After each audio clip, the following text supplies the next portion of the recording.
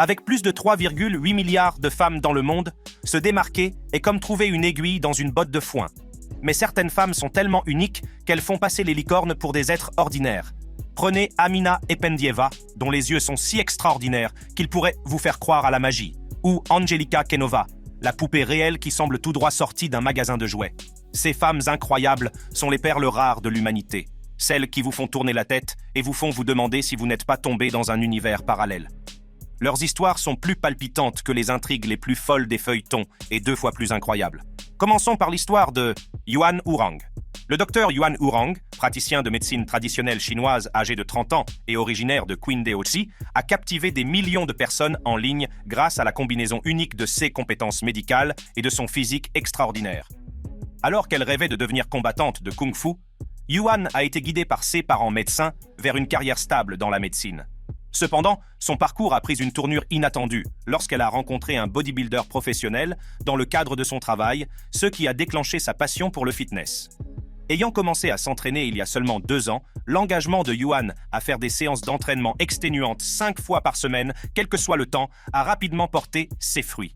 L'ascension de Yuan vers la célébrité a commencé lorsqu'elle a révélé son corps tonique sous sa blouse blanche de médecin, associant sa profession médicale à son parcours de remise en forme d'une manière qui a étonné l'Internet. Imaginez-la comme l'enfant de Popeye et d'un maître du kung-fu, sans l'addiction aux épinards, mais avec tous les muscles. Malgré son départ tardif, Yuan n'a eu de cesse de se consacrer à la remise en forme. S'entraînant sous la houlette d'un bodybuilder professionnel, elle s'est forgé un physique remarquable, décrochant même la 2e place lors d'une compétition nationale organisée par l'Association chinoise de bodybuilding. Pourtant, Yuan reste modeste quant à ses réalisations, préférant pratiquer le kung-fu plutôt que de participer à des compétitions de culturisme. En conciliant sa carrière de médecin en médecine traditionnelle chinoise et son programme de remise en forme rigoureux, Yuan est devenu un modèle montrant qu'il est possible d'exceller à la fois dans les activités intellectuelles et physiques. Elle enseigne également le yoga, ce qui témoigne de sa polyvalence dans le domaine de la remise en forme. Le rêve ultime de Yuan est de s'entraîner avec un maître d'arts martiaux et de devenir une experte en kung-fu. La prochaine femme extraordinaire de notre liste a dû faire face à des railleries cruelles et a été traitée de vache par des brutes en raison de sa maladie de peau rare. Mais son histoire est celle d'une résilience et d'un triomphe. Voici l'histoire vraie de Deborah Moreno. À l'âge de 7 ans, Deborah voit apparaître une petite tache pâle sur sa joue. Au début, elle était si pâle qu'on aurait pu croire qu'il s'agissait d'une tache de dentifrice qu'elle avait oubliée. Mais au fil des mois, d'autres taches sont apparues. Les médecins lui ont diagnostiqué un vitiligo, une maladie qui fait perdre à la peau ses pigments, comme une imprimante à court d'encre. Au début, il ne s'agissait que de quelques taches, mais elles se sont rapidement étendues à ses bras et à ses jambes, formant sur sa peau des motifs complexes, presque artistiques, que Picasso envierait. À l'école, Deborah subit des moqueries incessantes. Ses camarades de classe la traitaient de girafe et de monstre, leurs mots cruels résonnant dans les couloirs et les cours de récréation. Malgré les remarques blessantes, Deborah est restée résistante. Elle savait qu'elle était différente, mais elle refusait de se laisser définir par ces mots. Au lieu de cela, elle a trouvé du réconfort dans la créativité, utilisant son amour pour l'art et la mode pour s'exprimer. À l'âge de 15 ans, il est devenu impossible de cacher les taches. Deborah prend alors une décision audacieuse. Elle accepte d'assumer son apparence unique. Elle a commencé à expérimenter le maquillage, non pas pour dissimuler sa peau, mais pour la mettre en valeur. Elle a transformé son vitiligo en toile, mélangeant les couleurs et créant des motifs étonnants qui accentuaient les motifs naturels de sa peau. Son audace a attiré l'attention d'un photographe local qui a vu la beauté là où d'autres voyaient l'imperfection. Il a convaincu Deborah de participer à une séance photo et l'a photographiée dans une série de portraits saisissants qui mettaient en valeur sa beauté unique. Les photos sont rapidement devenues virales. L'ascension de Deborah vers la célébrité a été rapide.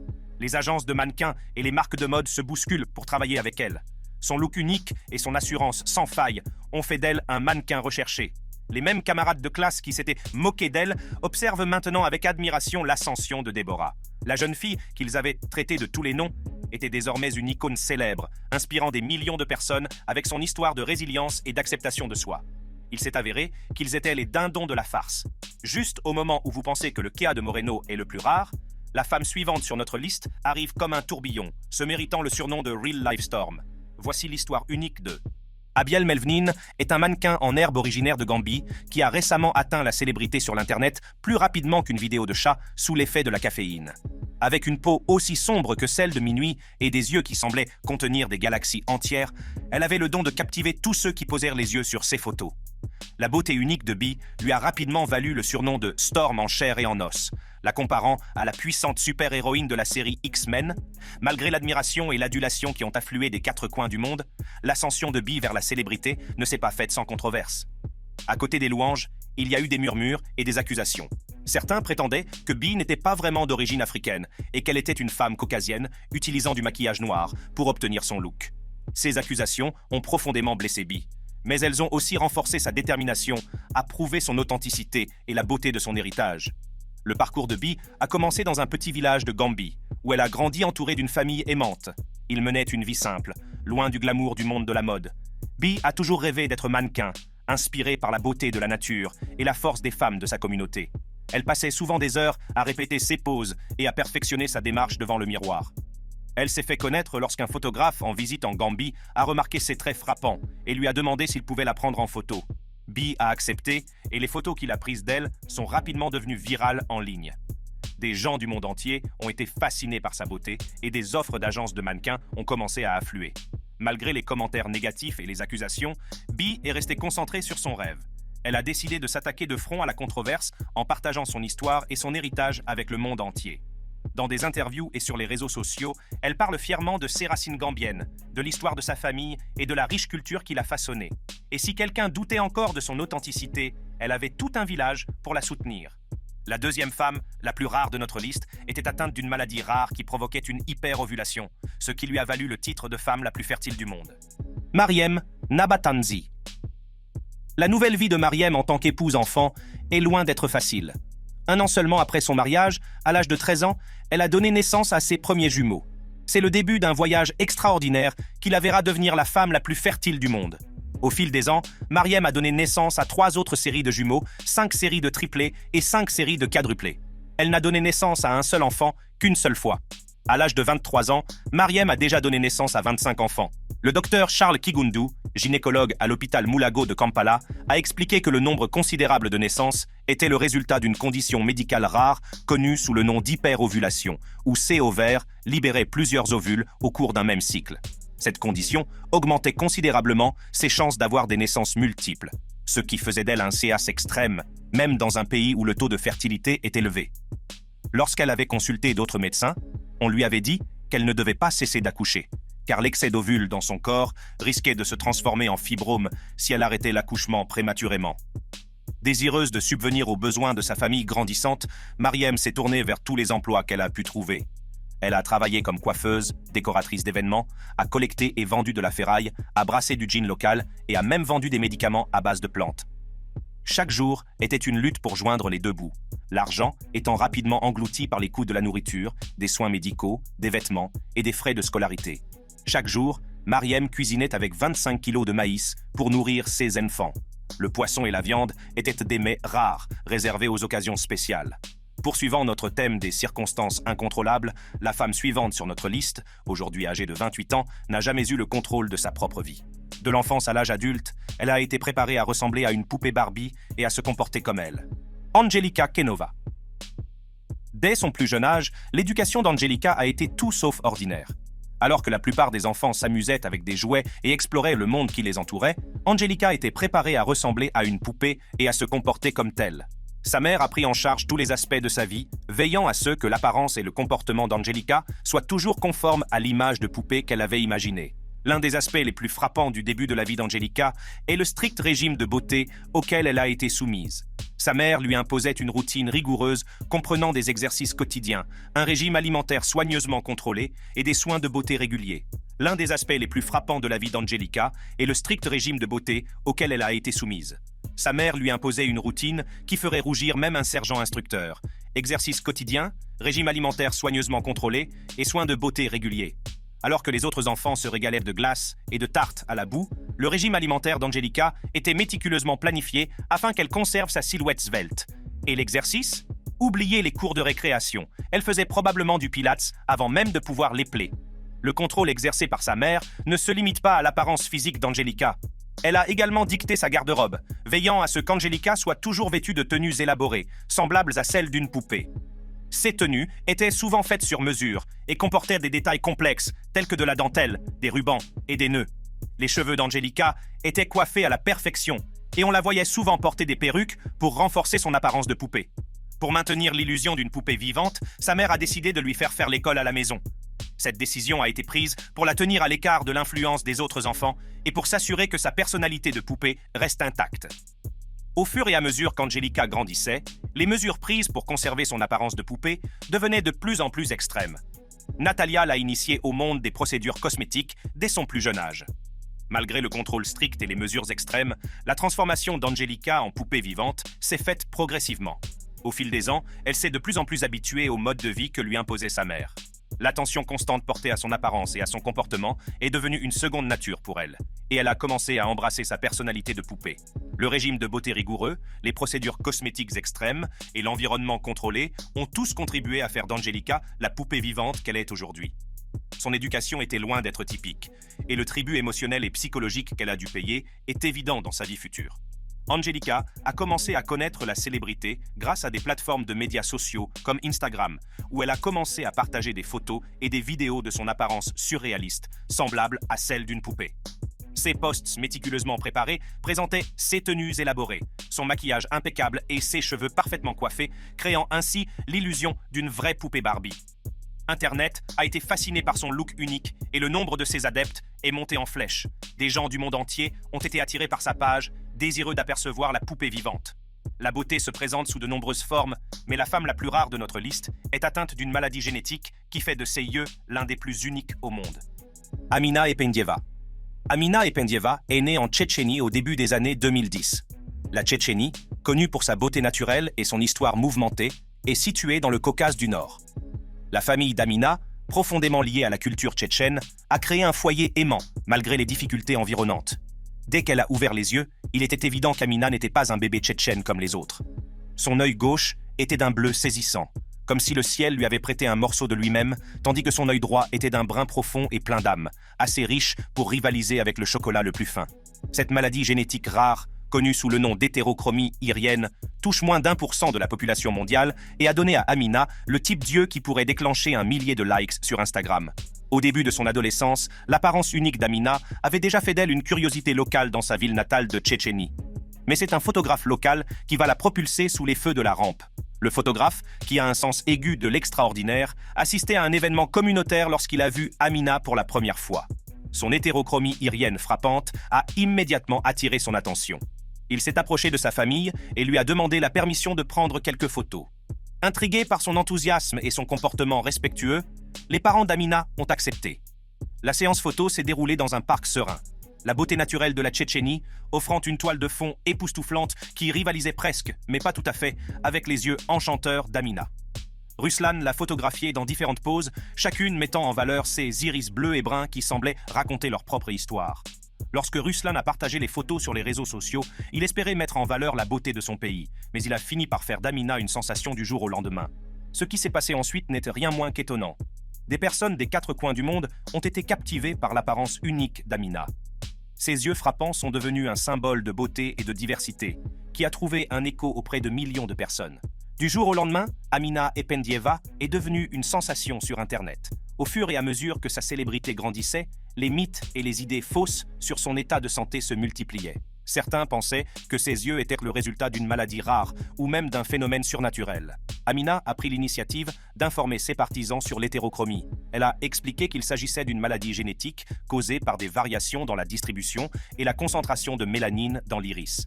Sa volonté de partager ses connaissances a permis de dissiper de nombreux mythes entourant sa maladie. La prochaine sur la liste est une femme qui pourrait probablement changer une ampoule sans échelle, grâce à ses jambes exceptionnellement longues. La Ostergren. Dès son plus jeune âge, La se distingue par sa taille extraordinaire et ses jambes exceptionnellement longues.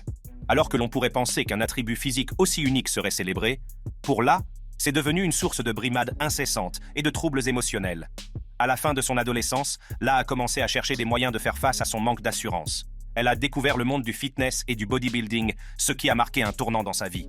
La salle de sport est devenue son sanctuaire, un endroit où elle pouvait canaliser sa douleur et sa frustration pour se construire un physique fort et tonique. Elle s'est sentie plus forte en soulevant des poids et en sculptant son corps, réalisant qu'elle pouvait prendre le contrôle de son apparence et, par extension, de son estime de soi. La transformation n'était pas seulement physique, elle était aussi profondément émotionnelle et psychologique. Au fur et à mesure que le corps de La se fortifiait, sa confiance en elle augmentait.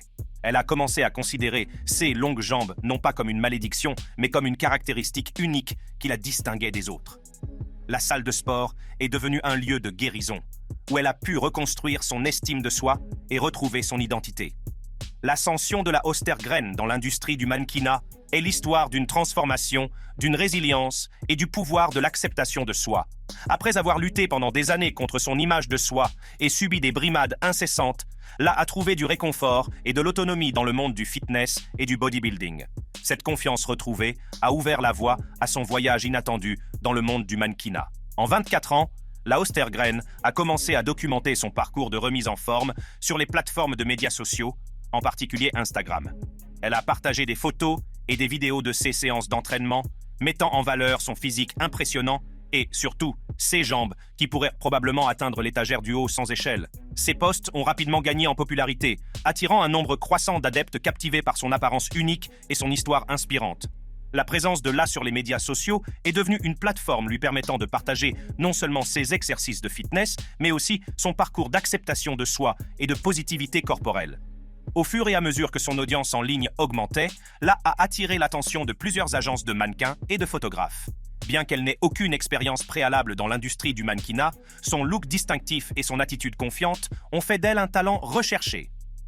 En 25 ans, elle a reçu sa première grande opportunité de mannequinat lorsqu'elle a été approchée par une marque de vêtements de sport renommée pour une campagne très médiatisée. Cette campagne, qui mettait en valeur ses longues jambes et son physique athlétique, a suscité une grande attention et a marqué le début de sa carrière de mannequin. Qui aurait pu imaginer que les jambes qu'elle souhaitait voir rétrécir faisaient désormais la une des journaux? Les caractéristiques physiques uniques de La, qui avait été une source de moquerie, sont devenues son plus grand atout dans l'industrie du mannequinat.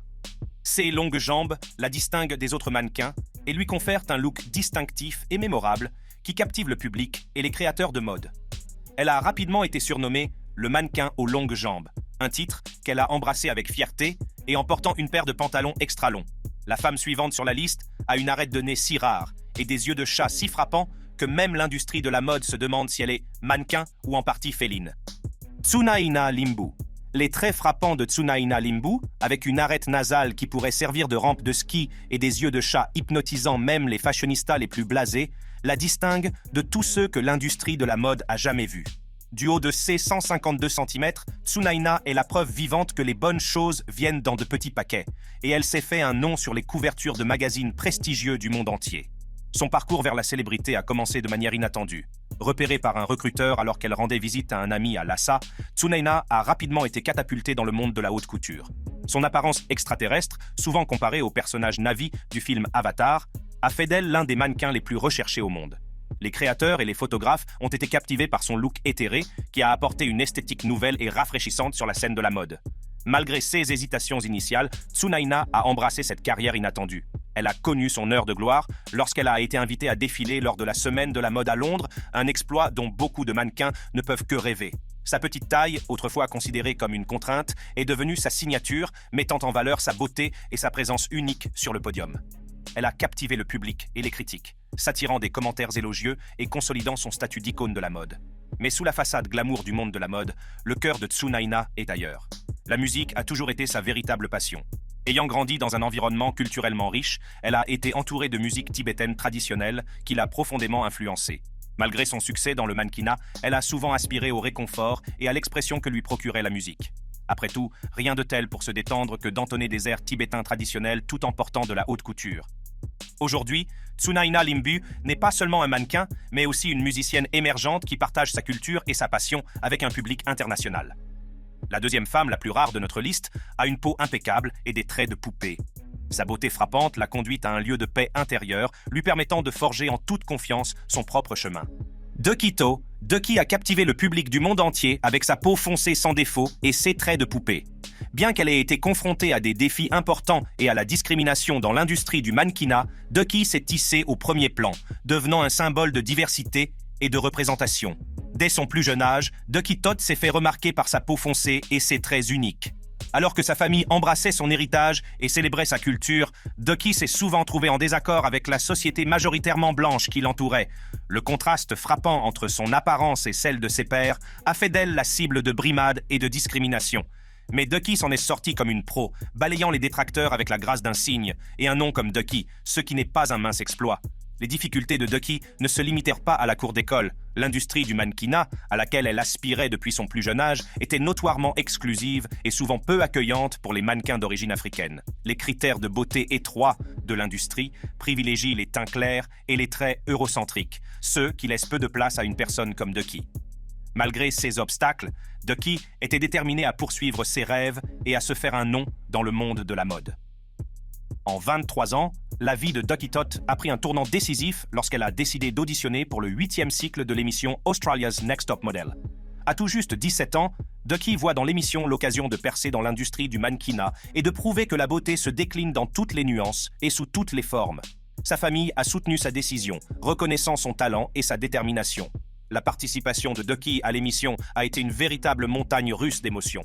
Alors qu'elle est rapidement devenue la favorite des fans grâce à son apparence éblouissante et à son talent indéniable, elle a également dû faire face à des critiques acerbes et à des préjugés raciaux de la part de certains juges et concurrents. L'un des moments les plus difficiles pour Ducky dans l'émission Australia's Next Top Model a été celui où elle a été critiquée pour ses cheveux naturels. Les juges, qui ne savaient pas comment coiffer et gérer ses cheveux, ont suggéré qu'ils n'étaient pas professionnels et qu'il fallait les changer. Cette expérience lui a rappelé le manque de diversité et de compréhension de l'industrie à l'égard des différentes textures et styles de cheveux. Malgré ces difficultés, Ducky a persévéré, terminant à la 3e place et acquérant ainsi une exposition et une expérience précieuse. Après son passage dans l'émission Australia's Next Top Model, Ducky Tot a dû prendre une décision difficile. L'industrie australienne du mannequinat, bien qu'elle devienne peu à peu plus inclusive, a encore un long chemin à parcourir en termes de diversité et de représentation. Ducky savait que si elle voulait réaliser ses rêves, elle devait s'installer dans un endroit où sa beauté unique serait célébrée plutôt que critiquée. En 25 ans, elle a pris la décision audacieuse de s'installer à New York, la capitale mondiale de la mode. Le déménagement à New York a marqué un tournant dans la vie de Ducky. Dans cette ville animée et diversifiée, Ducky a trouvé un environnement plus accueillant, où sa peau foncée et ses traits frappants étaient considérés comme des atouts, plutôt que comme des handicaps. Elle a rapidement signé avec New York Model Management et a commencé à décrocher des contrats prestigieux. En 22 ans, Ducky Tot a été nommée parmi les 30 de moins de 30 ans de Forbes dans la catégorie Art et Style, en reconnaissance de ses contributions significatives à l'industrie de la mode. En tant qu'une des 30 de moins de 30 ans de Forbes, Ducky a continué à utiliser sa plateforme pour plaider en faveur d'une plus grande diversité et d'une meilleure représentation dans la mode, encourageant les gens à embrasser leurs caractéristiques uniques et à célébrer leur individualité. Car s'il est une chose que Ducky Tot a prouvé, c'est que le meilleur moyen de se démarquer est d'être soi-même sans complexe. Cette autre dame très rare n'est pas en paix dans sa solitude, car elle souffre d'une maladie rare qui la pousse à avoir plusieurs orgasmes par jour. Cara Anaya. Cara Anaya, une habitante de l'Arizona, souffre d'une maladie rare et débilitante connue sous le nom de trouble persistant de l'excitation génitale, ou PGAD. Ce trouble provoque chez elle des orgasmes incontrôlables et fréquents, parfois jusqu'à 160 fois par jour. C'est au cours d'une journée de travail ordinaire que Cara s'est aperçue pour la première fois que quelque chose n'allait pas. Un bruit apparemment anodin, le ronronnement de l'imprimante du bureau, a provoqué une vague d'excitation inattendue dans son corps. Confuse et embarrassée, elle a considéré qu'il s'agissait d'un coup de chance. Mais au fil des jours et des semaines, ces sensations n'ont fait que s'intensifier. Bientôt, Cara s'est retrouvée aux prises avec une excitation incontrôlable plusieurs fois par jour, qu'il s'agisse du bruissement des feuilles à l'extérieur de sa fenêtre ou des vibrations de son téléphone. Qui aurait cru que la nature et la technologie pouvaient être aussi stimulantes? Ce que beaucoup pourraient percevoir au départ comme une expérience agréable s'est rapidement transformé en un cauchemar implacable pour Cara. L'intensité et la fréquence de son excitation sont devenues dévorantes, la laissant dans un état constant d'inconfort et de détresse.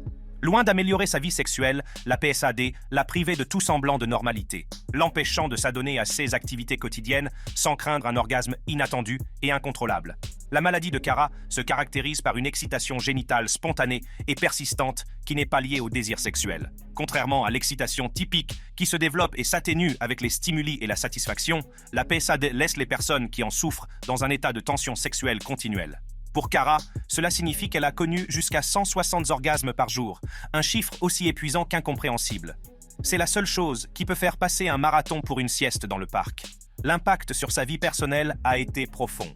La relation de Cara avec son mari, autrefois source de réconfort et de joie, est devenue tendue. La spontanéité et l'intimité qu'ils partageaient autrefois ont été remplacées par la gêne et la frustration. Les activités sexuelles, autrefois expression de l'amour, sont devenues une source d'anxiété. Le toucher de son mari, au lieu d'apporter du réconfort, déclenche souvent une excitation incontrôlable, empêchant une relation sexuelle normale et amoureuse. Les sorties en public sont devenues redoutables. Des tâches aussi simples que faire les courses ou assister à une réunion parents-professeurs étaient autant de déclencheurs potentiels. Le bruit d'un chariot, des voix dans une salle bondée ou même la brise d'un climatiseur pouvaient déclencher l'excitation. Cara a commencé à éviter les interactions sociales et à rester chez elle pour échapper aux stimuli constants. Les conséquences psychologiques de la maladie sont immenses. Cara a lutté contre des sentiments de honte et de culpabilité, remettant souvent en question sa propre santé mentale. Le manque de compréhension et de prise de conscience de son état n'a fait qu'ajouter à son isolement. Ses amis et sa famille, incapables de comprendre la gravité de ses symptômes, lui donnaient des conseils bien intentionnés, mais mal avisés, ceux qui ne faisaient qu'aggraver son sentiment d'aliénation. Les professionnels de la santé, eux aussi, étaient souvent désemparés. La PESAD est une maladie rare et mal comprise, pour laquelle la recherche est limitée et les options thérapeutiques peu nombreuses. Cara a subi une avalanche de tests et de consultations, mais les réponses sont restées vagues. Certains médecins lui ont proposé des antidépresseurs ou des anxiolytiques, qui ne lui ont apporté que peu de soulagement et ont eu leur lot d'effets secondaires.